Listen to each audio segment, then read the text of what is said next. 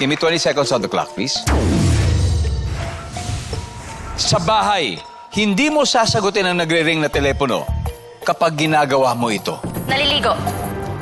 Para sa'yo, marami na kapag ang anak ng mag-asawa ay ilan. 3. Fill in the blank. Flying blank. Flying ipis.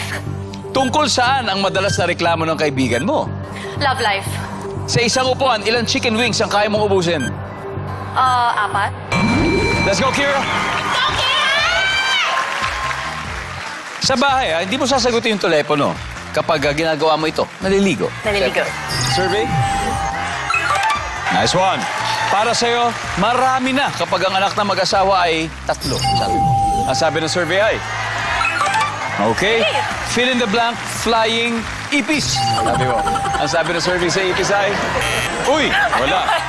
Tungkol saan ang madalas na reklamo ng kaibigan mo, sabi ay love life. Ang sabi ng survey... Top answer. Sa isang upuan, ilang chicken wings ang kaya mo ubusin? Mga 4. Sabi ng survey ay... There you go, Okay. 82. Good stuff. Not bad, not bad, not bad. Not bad at all, Thank Kira. you. Let's welcome back Vince. Oh my God. Hey Vince, si Kira ay nakakuha ng 82. So we need 118 to go. Okay, at this point, makikita na ng manonood ang sagot ni Kira. And give me 25 seconds on the clock, please. Let's go, Vince. Sa bahay, hindi mo sasagutin ang nagre-ring na telepono kapag ginagawa mo ito. Go. Nag-aaral. Para sa'yo, marami na kapag ang anak ng mag-asawa ay ilan. 5. Fill in the blank. Flying blank. Flying ipis. Nope.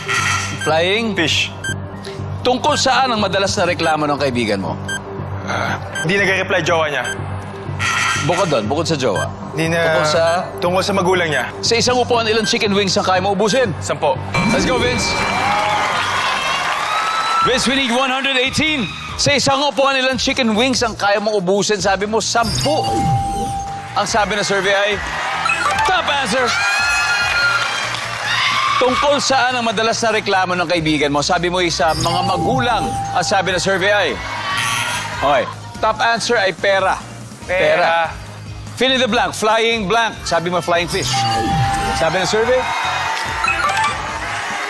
Flying saucer. Flying Ang top answer. Para sa'yo, marami na kapag ang anak ng mag-asawa ay 5, sabi mo. Ang sabi ng survey, top answer. Isa na lang, sa bahay, pag di mo sasagutin na nagre-ring na telepono kapag ikaw ay nag-aaral. Wow. Wow. Kaya ka na script. Very good, ha? Ang sabi ng survey dyan ay, ang top answer ay naliligo. Anyway, Vince, guys, Thank you, Kaidong. congratulations pa rin sa Team Hotel 88 dahil mag-uwi pa rin kayo ng 100,000 pesos.